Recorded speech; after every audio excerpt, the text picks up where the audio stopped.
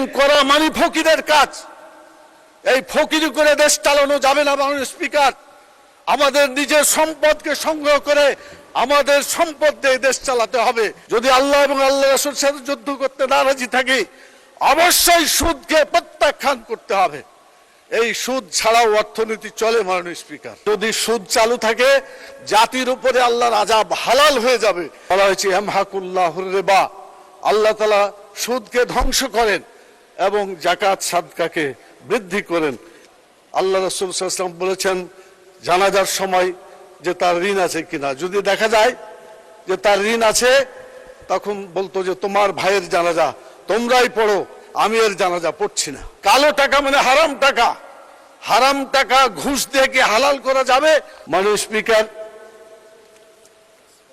আমি যে কথা বলতে চাই সেটা হলো এই বাজেট বক্তৃতা 234 পৃষ্ঠা আর প্রায় 343 না কত 346টা ধারা বক্তব্য রেখেছেন আমাদের মাননীয় অর্থমন্ত্রী। অত্যন্ত সুন্দরভাবে কথা বলেছেন। আমি চেষ্টা করেছিলাম যে বাজেট, আল্লাহ তাআলা তো আমাদের রিজিকের মালিক, তিনি আমাদেরকে বাজেট কি দিয়েছেন? তিনি বলেছিলেন কুলু ওয়াশরাবু ওয়ালা তুসরিফু, তোমরা খাও পান করো, অপচয় করো না। তাহলে অপচয় এমন একটা জিনিস যেটা গোটা অর্থনীতিকে ক্ষতিগ্রস্ত করতে পারে। আমার মনে হয় না এই জাতীয় বাজেট বক্তৃতায় এই শব্দটা আছে, হইতে পারে আমার দেখার মধ্যে ভুল হতে পারে। আল্লাহ তাআলা বলেছেন আকিমুস সালাত ওয়া আতুজ যাকাত, নামাজ কায়েম করো, যাকাত চালু করো। নামাজ চালু করে মানুষের চরিত্র ভালো হয়ে যাবে, আর যাকাত চালু করে মানুষের ক্ষুধা দারিদ্র্য বেকারত্ব দূর হবে। এই শব্দটি মাননীয় অর্থমন্ত্রী চট্টগ্রামের লোক, ওখানে তো কোরআন হাদিস পড়ার একটা মানে কালচার আছে বলে আমি জানি। মাননীয় স্বরাষ্ট্রমন্ত্রী মাঝে মাঝে আয়াত যখন পড়েন তখন মনে হয় যে এই কালচার তিনি করেছেন। আমাদের মাননীয় অর্থমন্ত্রী দেখলাম না যাকাত শব্দটা এখানে উচ্চারণ করেছেন, এমন একটা পৃষ্ঠাও পাই নাই। মাননীয় স্পিকার, আমি বলতে চাই ঋণের ব্যাপারে অনেক আলোচনা হয়েছে, আমি খুব সংক্ষেপে বলতে চাচ্ছি। ঋণ করা সুযোগ আছে, তবে ঋণী অবস্থায় মরে যাওয়াটা আল্লাহ পছন্দ করেন নাই। ঋণ পরিশোধ করে মরতে হবে। কেউ যদি ঋণ রেখে মারা যায়, কোনো ভালো আমলের পুরস্কার আল্লাহ তাআলা দেবেন না, সহিহ হাদিসে বর্ণিত আছে। সেই জন্য ব্যক্তিগত ঋণ অথবা সমষ্টিগত ঋণ অথবা জাতীয় ঋণ, কোন ঋণকে ছোট করে দেখা ঠিক হবে না। মাননীয় স্পিকার, সেই জন্য ঋণ পরিশোধ অবশ্যই করতে হবে। ব্যাংক থেকে ঋণ নেওয়া হয়েছে, এই ব্যাংকে ঋণ কতজনের আছে? লক্ষ লক্ষ মানুষের টাকা ব্যাংকে সঞ্চিত আছে, সেই টাকাগুলো আমরা নিয়ে খরচ করছি। এটা যদি খরচ করে মরে যায়, তাদের কাছে এটা ফেরত না দেওয়া হয়, সব মানুষ আমাদের প্রতি হুকুকুল ইবাদ হিসাবে আমরা দায়ী থেকে যাব তাদের কাছে। সেই জন্য ঋণ করা যাবে, কিন্তু ঋণ রেখে মারা যাওয়া যাবে না। আল্লাহ রাসূল সাল্লাল্লাহু আলাইহি ওয়াসাল্লাম বলেছেন জানাজার সময় যে তার ঋণ আছে কিনা, যদি দেখা যায় যে তার ঋণ আছে, তখন বলতো যে তোমার ভাইয়ের জানাজা তোমরাই পড়ো, আমি এর জানাজা পড়ছি না। অতএব ঋণের ব্যাপারে খুবই সাবধান হওয়া উচিত। মাননীয় স্পিকার, এরপরে আমি যে কথা বলতে চাই সেটা হলো যে যারা ঋণ করে তারা স্বাধীনভাবে চলতে পারে না। হাদিস একটা আছে, উপরের হাত ভালো নিচের হাতের চাইতে, আলিয়াদুল উলিয়া খায়রুম মিনাল ইয়াদুস সুফলা, উপরের হাতটা ভালো নিচের হাতের চাইতে। নিচের হাত মানে ফকিরের হাত। ঋণ করা মানে ফকিরের কাজ। এই ফকিরি করে দেশ চালানো যাবে না। মাননীয় স্পিকার, আমাদের নিজের সম্পদকে সংগ্রহ করে আমাদের সম্পদ দিয়ে দেশ চালাতে হবে। ঋণ করে ঘি খাওয়ার মতো পরিকল্পনা করলে এটা আমাদের জাতি এবং দেশ ক্ষতিগ্রস্ত হবে বলে আমি মনে করি।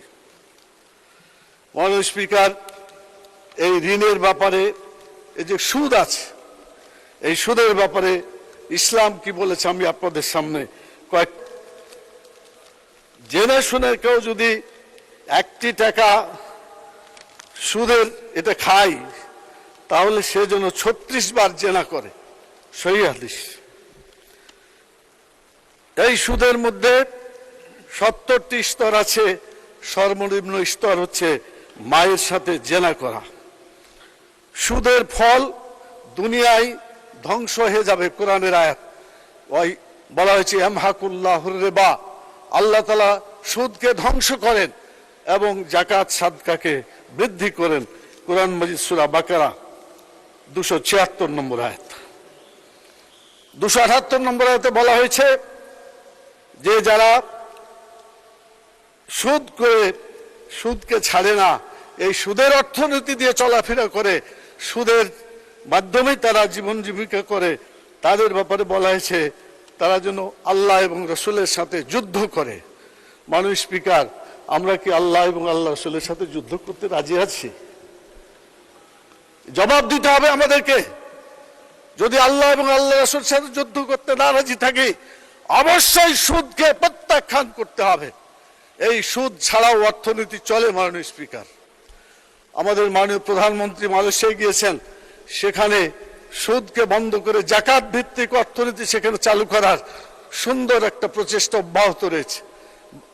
পৃথিবীর বিভিন্ন দেশে এই জাকাত ভিত্তিক অর্থনীতি করার, সুদকে বন্ধ করার চেষ্টা করছে। তার মধ্যে উল্লেখযোগ্য দেশ হলো ইরান, বাহরাইন, সৌদি আরব, আরব আমিরাত, কুয়েত, কাতার, পাকিস্তান। আমি বাংলাদেশকেও মনে করি একটা ওই ধরনের দেশ যেখানে সুদকে বন্ধ করে ইসলামী অর্থনীতি চালু করার একটা চেষ্টা ইসলামী ব্যাংক করেছিল, কিন্তু শকুনের দৃষ্টি ইসলামী ব্যাংকের উপর পড়ার কারণে আজকে এই ব্যাংক বিধ্বস্ত হতে চলেছে। আপনাদের মনে আছে মাননীয় স্পিকার, ইসলামী ব্যাংক যখন ঠিকমতো চলছিল, বড় বড় সুদী ব্যাংক বাংলাদেশে ছিল, তারা যখন দেখলো এই সুদী কারবার চলছে না, তখন প্রত্যেকটা ব্যাংক তারা ইসলামিক কাউন্টার খুলেছিল। এটা প্রমাণ করে বাংলাদেশে সুদ ছাড়াই অর্থনীতি চলতে পারে। মাননীয় স্পিকার, সময় চলে যাচ্ছে, অনেক কথা তো একটার উপরে তো অনেক কথা বলা যায় না, তারপরে অর্ধ একটা কথা বলি। মানে যদি সুদ চালু থাকে, জাতির উপরে আল্লাহর আযাব হালাল হয়ে যাবে। যে কোনো সময় আল্লাহ তাআলা মহামারী দুর্যোগ সেখানে নাজিল করতে পারেন। এরপরে শয়তান, সুদী যারা জীবন যাপন করে, শয়তান তাদেরকে স্পর্শ করে পাগল করে দেয়। তাদের বক্তব্য পাগলের মতো বলে। সুদ এবং ব্যবসা একই জিনিস তারা মনে করে। এটা কোরআনের আয়াতে আল্লাহ তাআলা বলে দিয়েছেন। এরপরে মাননীয় স্পিকার, হাদিসে আছে সুদের কোন টাকাতে, হারাম টাকাতে শরীরের যে অংশটুকু বর্ধিত হবে, এটা জাহান্নামের খোরাকে পরিণত হবে। মাননীয় স্পিকার, জাহান্নামের জ্বালানি হচ্ছে মানুষ এবং পাথর। অতএব আমাদেরকে সুদ থেকে দূরে থাকতে হবে। এরপরে যে কথাটা আমি বলতে চাই, জাকাতের ব্যাপারে আমরা অনেকেই মনে করি যে শুধু জাকাতই আছে। এই জাকাতের মধ্যে অনেক আছে যেগুলা একজন একটা প্রতিষ্ঠান, সেই প্রতিষ্ঠান সে এখানে উল্লেখ করা হয়েছিল যে যদি ঠিক মতো জাকাত আদায় করা যায়, তাহলে বাংলাদেশে 2 লক্ষ কোটি টাকা জাকাত বের হইতে পারে। আমাদের যে ঘাটতি বাজেট, এই জাকাত দিয়ে পূরণ হইতে পারে। কিন্তু মাননীয় স্পিকার, এই জাকাত কাকে দিবে, কারা খরচ করবে? যারা জাকাত বুঝে না, যারা টাকা চুরি করে, যারা আত্মসাৎ করে, যারা চাঁদাবাজি করে, এই সমস্ত লোকের হাতে জাকাত দিলে জাকাতের হক আদায় হবে না। এই জন্য আমার প্রস্তাব হলো, মাননীয় স্পিকার, আমাদের বাংলাদেশে হানাফি আলেম আছে, আহলে হাদিস আলেম আছেন, আরো অনেক মাসলাকের লোক আছে, আলেমদেরকে একটা কমিটি করেন। এই জাকাত দিয়ে জাকাত ভিত্তিক অর্থনীতি বাংলাদেশে চালু করতে হবে। সুদ ভিত্তিক অর্থনীতির কবর রচনা করতে হবে। মাননীয় স্পিকার,